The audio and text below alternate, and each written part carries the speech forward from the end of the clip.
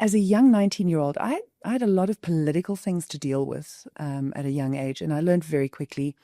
I did reach out to wonderful people that are still friends of mine today in politics that helped me through that process. Just to, because Dr. Sam Nujoma, as our president, he became patron of my Children Trust.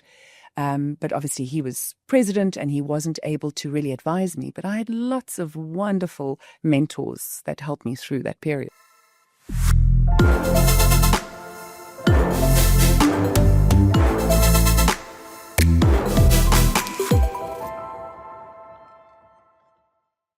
We have a recurring theme here on the conversation about beautiful Namibian stories around the fact that if we truly believe in ourselves and if we really look at the stories around us, we can be world beaters. And no one represents that story better than our guest here today, because as a young 19-year-old representing a very, very young nation, she decided to beat the world is just not good enough. So she beat the universe. 1992 Miss Universe, Michelle McLean, welcome to the conversation. What an introduction. Yes, I'm the queen of all the Martians. That's me. As a Namibian, all the way to the universe. Wow, yeah, it's been a journey, must say. But what a wonderful country to represent. And after independence, wow, nobody knew where Namibia was. 2 years independent. They kept asking me, but where is Namibia? Where are you from? Very interesting. Let's start with Michelle before that fateful day in 1992. Tell us about your younger years. Well, it was an interesting sort of culmination. I was modeling since I was 13. So I left school in Namibia and I went modeling in Europe for a few months. I came back, I finished school. And then I was modeling and came back and I said, no, I'm going to stay and be in Namibia. And then there was a Miss Namibia pageant and you could win a car and a computer course. And I was like, okay, I could set myself up. I was 18 at the time. And I entered not knowing what a pageant was about. And then obviously the trajectory going forward, it was just amazing. I represented Namibia at Miss World, the Miss Africa pageant, and then Miss Universe. But I had no clue what pageants were about. I was just a model. So when they asked me to go on stage, I was just like, oh, I'm just going to do my walk, And if they asked me a question, something about my mom and me, if you were left on Mars, who would you be with? Oh, my mother. Just like answers like that. And here we are today, and this amazing opportunity to represent Namibia. But surely you must have had, confidence as well, as a 19-year-old in Thailand. Tell us about that experience. And like you said, probably 99% of the people didn't even know what Namibia was. I think having modeled from a young age, I had stage presence and confidence. So I could walk and I could do that. But I was still a 19-year-old young woman, not really being as experienced as one could be as an ambassador. So I had to learn very fast. I think when I was on the stage with the top 10 contestants and everyone's scores were evened and we all had to start, with the questions in the top 5 and then top 3 and then I won, it was a huge surprise because I didn't expect it. I wasn't as prepared.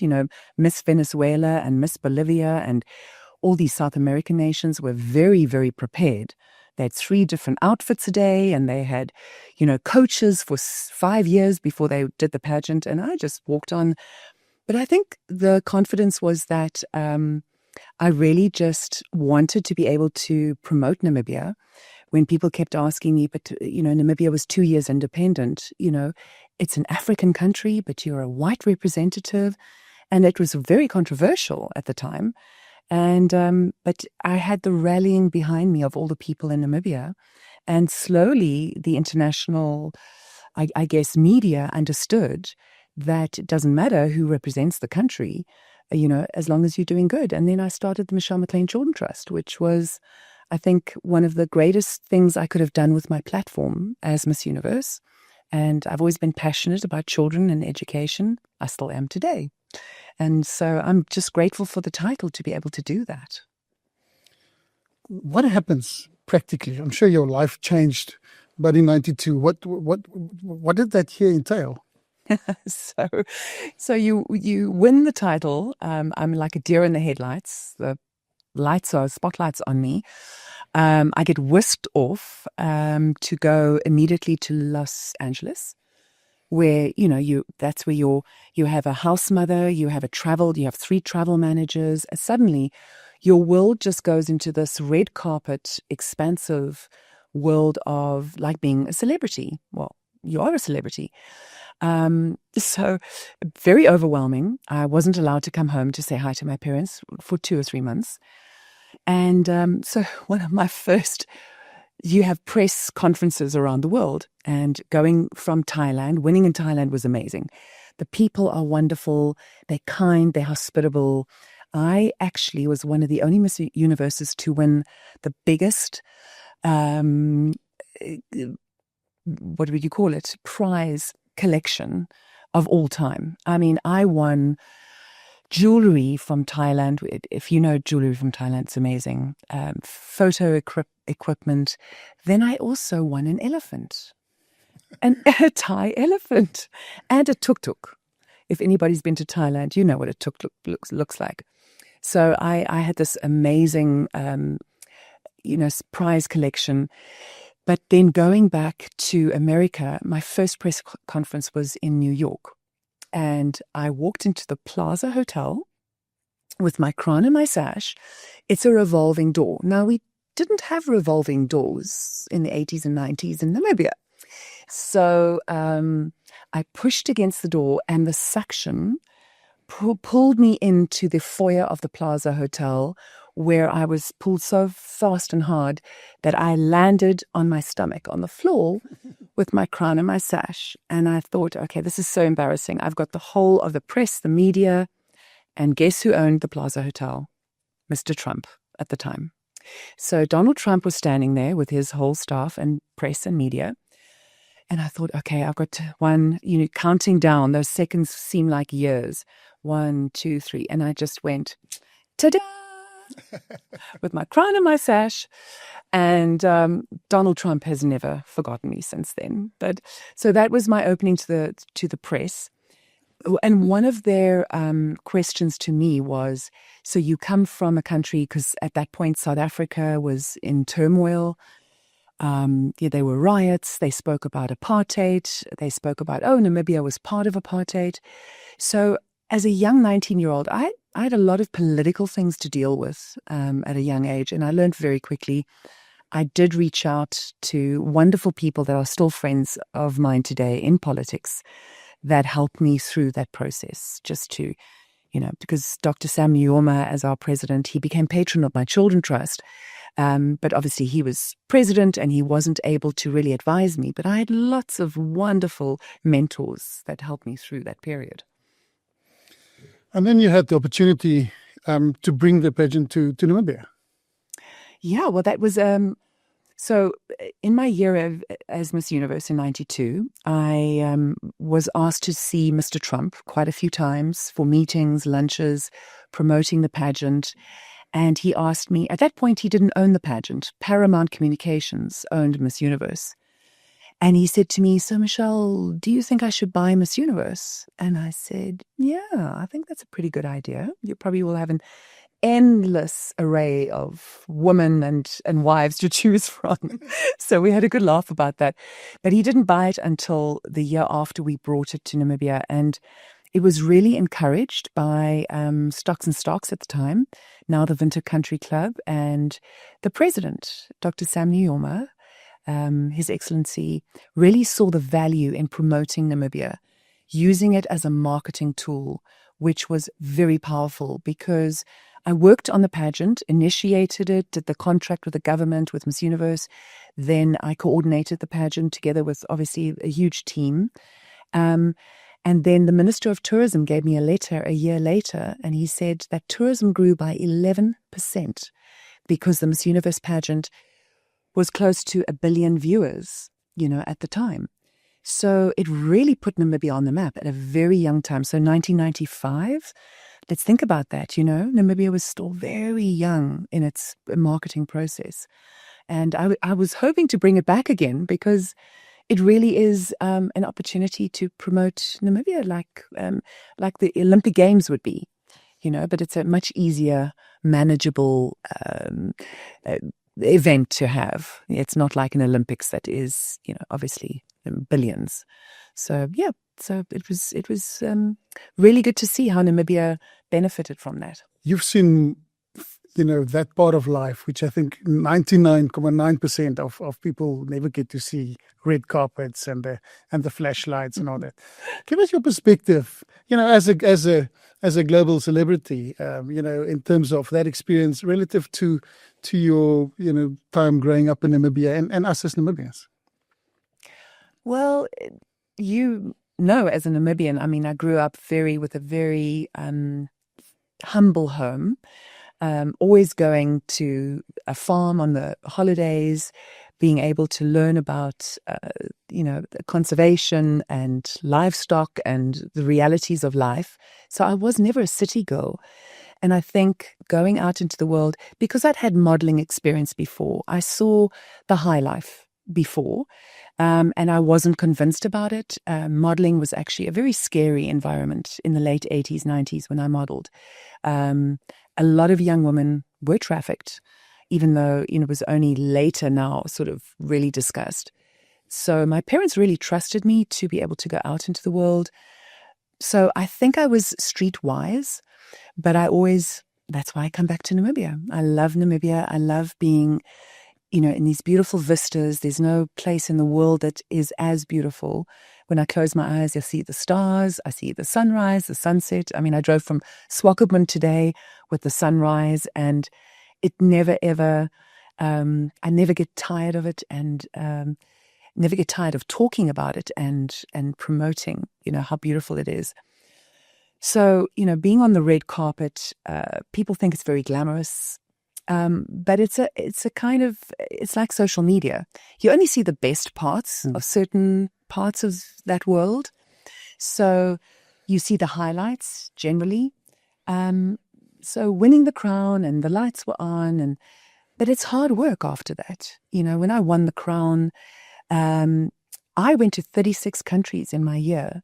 So twice a week I'd been on a different continent, Indonesia on a Monday, and maybe in South America on a Thursday, Colombia on Thursday and Malaysia or in Indonesia on the Monday. And people don't realize that there's a lot of stress involved and a lot of responsibility. So you get out of the airplane at 3:00 in the morning, the press is waiting for you, and you've got to look like this is the first event you've had the whole year. You're so happy to see everyone at 3:00 in the morning. You haven't slept on the flight. You have stomach problems. So it's not as glamorous as it looks. And when I look at celebrities in Hollywood today, and many people may hear stories about that, shooting a movie for 3 months, sitting in some location somewhere, that's not glamorous. The end result is glamorous. But, that put aside, I loved both parts of it. The hard work, the traveling, meeting people, raising funds for charities around the world, and my Children Trust here in Namibia, raising awareness for education. That really, so the glamour side, coming out at functions and, looking good is one thing, but actually doing the hard work, traveling, getting up early, not having sleep, not seeing your family, that's the hard work. But I think there are many, many jobs in the world that are like that. So there's nothing exceptionally special about it. It's just, I just won a title. That's it. But and you've said it. I think we often underestimate, the kind of exposure that we get growing up in Namibia. And you use the word streetwise, because listening to this story as a 19-year-old, to be thrown into that, and how amazing you did. It's.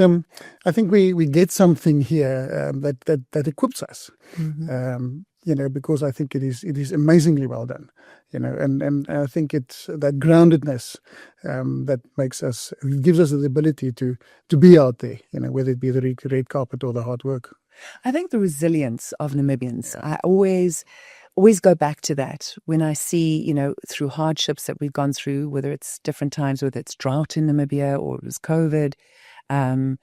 We've always maintained a wonderful way of still being humble, but resilient and keep pushing forward. And I would really want to, say to the youth as well, if you feel hopeless at the moment because unemployment is so high, opportunities might not seem available, keep going, because as Namibians, we are absolutely amazing, resilient. We have the most beautiful country and so many opportunities ahead of us.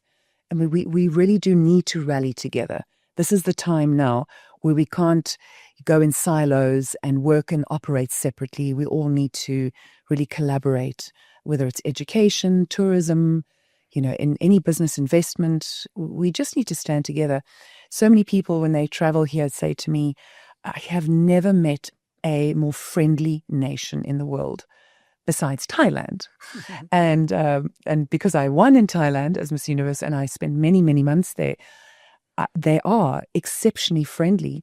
But us Namibians we have that friendliness, but we have a different kind of culture. And, when somebody says to you, come, ons gaan nou braai, let's braai.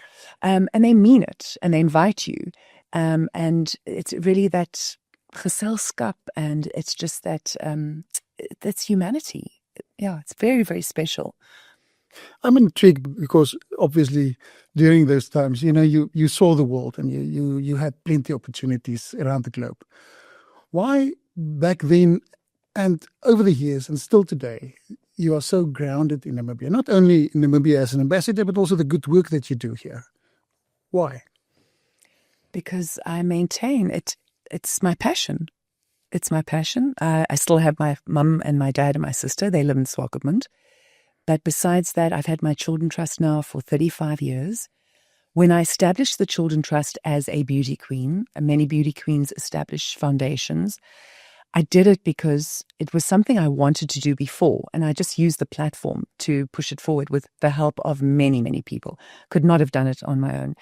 But that passion of, and just recently going with Gondwana Care Trust and going to see the projects this weekend, and with the Michelle McLean Children Trust and my primary school, when you see the joy and the benefits that the young children receive from having that support and assistance, that maybe it's very selfish of me, but I love seeing the joy and being able to see the fact that young people can benefit, from the caring of people like us.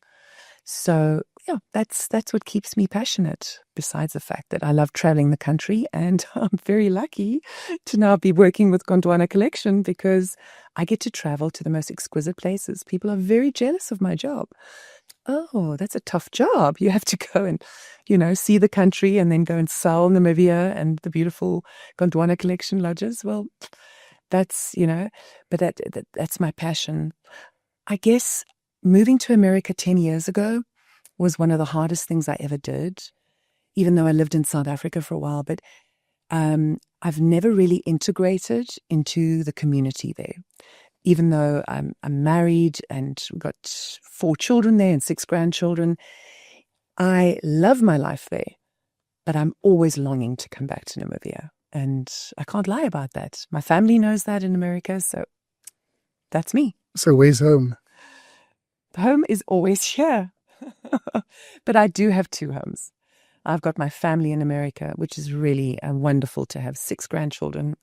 They call me Glamour. They are not allowed to call me grandma. And my son is going to get married end of this year, so he's doing well. They're all doing really well in America, and they love their life there, but they all come back here all the time. My son's actually coming here for 2 months at the end of the year to travel and to be with the grandparents. And Yeah, so we keep our family very much connected to Namibia, Southern Africa. That's beautiful. And we are very lucky, like Michelle has mentioned, that we've tied up, Gondwana collection with yourself in terms of ambassador and with a specific focus on the American market. You mentioned right up front, when you won that everyone went like, "Where's Namibia? What is Namibia?" And it's we've come a long way, but it's in global terms we're still a very kind of unknown destination. What is your view on that, and how do we change that? Well, I think, firstly, I just want to say I'm hugely privileged and honored to be a part of Gondwana Collection as your North American representative and business officer. It has been many years of promoting Namibia, working with investment as a consultant and tourism on very different sort of events, promoting Namibia.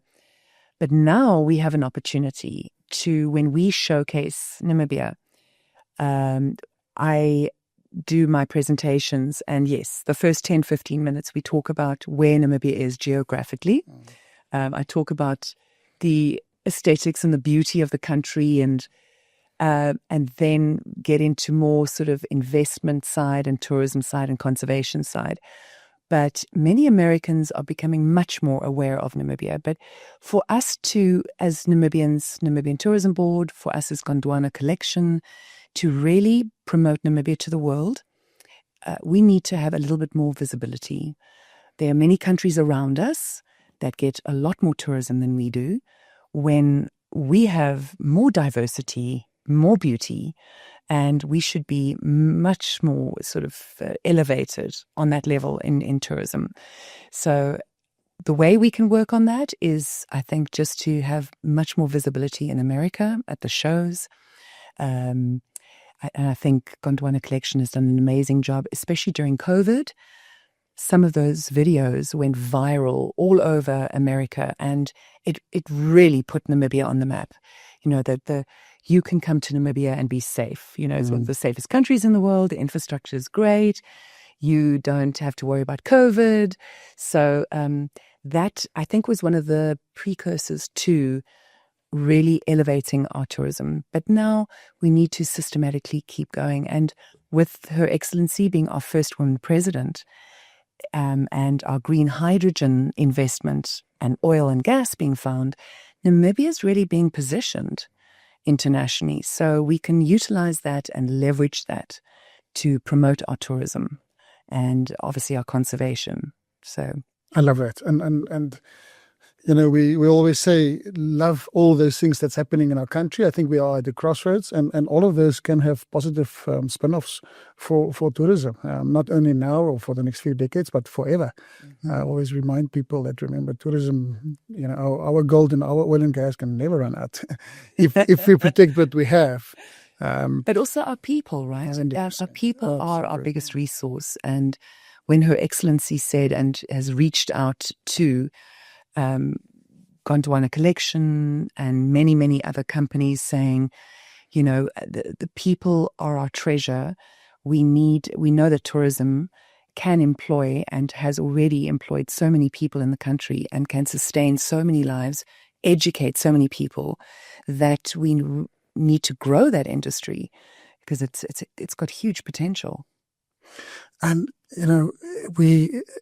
all it takes is for all of us to work together. We are a small nation. Our network effect is so strong because everyone knows each other, and it's a matter of working together and get it right. You recently visited one of our brand new products, the Reverie, in the middle of the Kalahari with your sister. Yeah. How was that, Michelle? I was in heaven. It just is the most exquisite environment, so peaceful. Seeing the stars at night and having a fire right out there and a bathtub in the middle of the red sand. We only had a few hours there, just one night, but it just brings you back to that real, basic of nature and the beauty, but obviously elegance of being in the desert, luxury in the desert, but it doesn't feel opulent, if you know what I mean. You feel like part of nature, yet you have all the luxury around you. You have to go and experience that. If you ever want to see something so beautiful, Reverie is amazing. And the next one I want to go to is the Whisper. When my husband visits Namibia end of the year, we definitely must see that, because I think for me, and many people don't really hear this about Namibia, but we have the best stars in the world. So we've actually, it's not something that's official, that we are one of the star nature reserves on the African continent and maybe on the planet, where you can go and see the stars like nowhere else on Earth. And that I would love to sell to Americans as well, because it's something exceptional. It's something special. Yes, they have Arizona. There's lovely starlight, viewings there, but nothing's like Namibia, because there's not a village, a city, lights for thousands of kilometers. And I think you've touched on it. I think something, because people can travel all over the world. We're in a competitive industry, but we have something which I think the world's longing for today, and that is that solitude. That being alone in untouched nature, it does something to your soul. And I think we have something really special to offer as a destination. I think you come away from an experience like that. I was only there for 2 days, and you come back to the city just feeling just peaceful and revitalized. It's just for 2 days. So anybody can go out there just for a weekend and come back to the city, go back to your hustle and bustle, but it's almost like you recharged, your batteries recharged. So it was fantastic. During the years, you've also mentioned, how both in Namibia but also globally, you had a lot of support from Namibians, like from the founding father. Tell us about that and other support that you had over the years. That's been, I think, the backbone. Well, not I think, I know it's been the backbone of the Michelle McLean Children Trust, is that the founding father was the patron of my children trust. I was a young girl when I started the foundation. We were able to, sort of evolve into many different phases of the children trust. But the business community has been incredible support, and continues to be. They see the value in the collaboration between the public and the private sector. And it also, just with the Gondwana Care Trust, it really needs us to not work in silos as NGOs, as organizations. We all need to see what can we do together. And that way we can really ensure that education improves in the country, agricultural opportunities, tourism opportunities, conservation. So, as you said as well, collaboration is the most important. And education of opportunities for young people. I really go out into Namibia, I go and see the projects, and I see that young people are feeling quite hopeless. There's a lot of depression in our country, especially at a tender age. Even in primary school. I've got the Michelle McLean Primary School, and you can see that even going into teenage years, as they start becoming more and more hopeless, like, well, what job will I get? What will I achieve? So we really need to encourage the youth to stay connected and to engage them in tourism, and engage them to stay educated, and that we can create opportunities in the country. It is so vital that you say that, and hopefully there are a few youngsters out there, watching this and taking your advice to heart, because it's not only about what job will I get, and that is on us. That is on us to grow our industry, to grow all other industries in our country, to grow the economy, to create those opportunities, but also on the individuals to create skills for themselves. To create jobs for themselves. It's so important, like creativity. And I think you represented some of that, during your life, where it was sink or swim. and you had to swim, and that was in front of the world's cameras. But we have to, it's not all about education. It's about skills and also about creating and creative. And I think that is such an important message that you're sharing. Well, the cultural side of our country, and Her Excellency said this as well about cultural and the culture and arts of our country. We have such a diverse, exciting, explosively beautiful cultural background, with all our ethnic groups and our languages. And I've always wanted to, ever since I lived in Los Angeles, close to Hollywood, wanted to establish the film industry in a more, more of an economic opportunity for Namibia. So I am working on something. I have been for a few years. And we're a group of people that want to set up a film studio here in Namibia. And many people say, oh, we're going to destroy, the landscape and, conservation is important. It's not about that. It's controlling it. That opportunity for Namibia to be marketed at that level as a film destination with keeping our skills in a studio here in Namibia instead of outsourcing all of that would be incredible, because we do have some of the most amazing landscapes in the world. If you think about all the countries that have really been marketed just because of the place that they are, New Zealand, for the various movies that, Jurassic Park was filmed in Hawaii.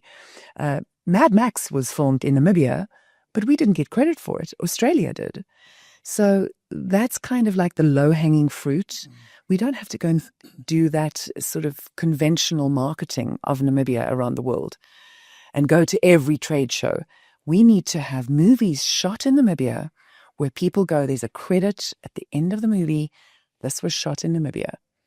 And so that's one of my desires, to work with Gondwana Collection so that we can use some of our locations to shoot these movies as well, because I really believe that is going to improve and create employment opportunities. It's going to be amazing. It is so vital, and I couldn't agree with you more. We can do so much with the beauty and the landscapes and the conservation that we have in this country without destroying it. It's not one or the other. Must be controlled. 100%, and we can be creative around it, because ultimately we need to create more jobs. We, for our youth out there, like you say, in terms of your primary school, we cannot allow the youth to lose hope. And I think it's on all of us as a society to make sure that we create those opportunities. You talk with a lot of passion about Michelle McLean Children Trust, and it's beautiful to see.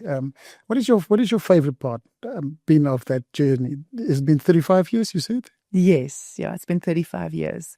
So we've had so many different projects. We started the Michelle McLean Primary School. That was in 2000. But before that, we did many different projects. In fact, we started the Heart of a Child project with the late Professor Chris Barnard, where we saw 26 children have life-threatening, situations with hearts. They had operations done. And today, one of them is a judge in Namibia, and one is a doctor, and one is a teacher and a lawyer. I think the most special part of this is I've done so many different projects and initiatives with the help of all Namibians and the government. But seeing somebody walk up to you in the street and say, I went to your primary school, or I had a heart operation and thank you. And it's not me. It's the whole team. It's everyone who participated in helping that individual come to full potential of their life. So that gets me going in the morning. That gets me up. I drove from Swakopmund this morning for our interview, but I passed by my primary school, and just to go and see some of the kids and meet the new principal and these children and their happiness. And I say to them, you must listen to the teacher and remember education is important. And, but also, just to see the joy on their faces. And yesterday I spent time with the Gondwana Care Trust, and we went to various places. DRC, there's a women's center where the women are doing beading and making beautiful dresses. Then I went to the Promised Land School, and seeing the children get food as well from the feed, the food scheme that you have going. just to see the joy on their faces. That's all I need. It is such an honor and a privilege to be able to give back to society around us. Well, like I said, it's almost like it's a selfish thing because it makes me feel good that I see the benefit that it gives to the community and to the kids. You've said that we have our first female president, Her Excellency, and you've met her. Tell us about that meeting. Well, I've actually known her for many years in different incarnations. Through the Children Trust, she was a minister in finance and she was a minister of tourism. And so we've known each other for many years. And I've always known that if we have a first woman president, it would have to be Ntumbo Nandi-Ndaitwah. And for me, that, I think just seeing her being inaugurated in March, brought a huge sense of overwhelming, just knowing that all women in this country and in Africa and actually in the world can see that this is possible, that Namibia has this wonderful, bright future, that she is really ruling with an iron fist. She doesn't, there's no fools, she doesn't let anyone get away with anything. And the fact that she's also inspired the youth, and the youth is very important to her, agriculture and tourism and arts and culture. But she's so methodical in how she's also positioned the other women in the administration, the other women ministers that I work very closely with, Minister of Education, Minister of International Relations and Trade, Minister of Health, Minister of Tourism. So it really, I think, gives a boost to young women in this country to say, I can also do that. I can achieve that. I love that, and I've said this before, also at Gondwana, if I'm being honest, our backbone is also female. You've met and worked with many of them now. Yes. And there's a breath of fresh air, and which makes us all excited. But as a proudly Namibian, woman, with our, largely female leadership now, if we can dream a little bit, if we say 5 or 10 years down the line, what is your dream for our beautiful country? Sure, that is a very loaded question because, I've thought a lot about it. I wouldn't change a thing about our beauty and our intimacy of our people and the country, the warmth and the culture that we have. I wouldn't want it to be too commercialized. And, like I see America, that it's overbearing and beautiful in many, many ways. That's what America's about, land of opportunity. But when it comes to Namibia, I would like us to keep our innate beauty and the beauty of the people and the friendliness without becoming commercial. Although we need to develop, there's obviously technology coming on board, and there's obviously oil and gas and many things that are going to bring different industries to our country. But as long as we don't lose our intrinsic roots and our, just our kindness and our friendliness, we're a very kind nation. We're very kind to each other, and we need to keep that and harness that and protect it. Although I say, Namibia's, and Her Excellency has also mentioned this, Namibia is one of the best kept secrets in the world. We have to unsecret it. We have to demystify it in many respects, like with the movie industry, with other industries.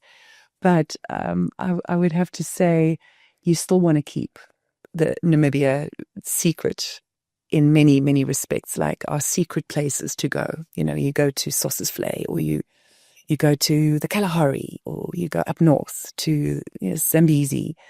You got to keep those places very sacred.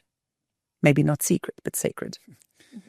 I love that. And I think it's such a beautiful point. We hear that we have the potential to be the Singapore of Africa or the Switzerland of Africa. And, we believe that's nonsense. We can be the Namibia of Africa, Yes.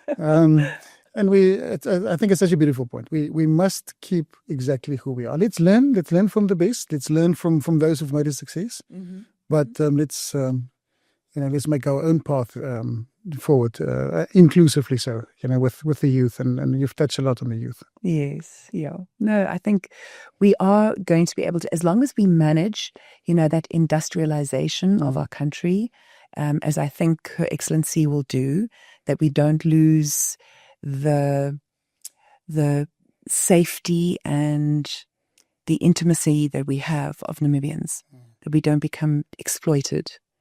We need to protect ourselves in the process. But there are just so many opportunities for the future, and very excited for that. Michelle, on behalf of Gondwana, we are super excited to have you on board as part of the family. I want to thank you from the bottom of my heart, not only for this collaboration, but also for you coming to spend time here on the couch with me at the conversation.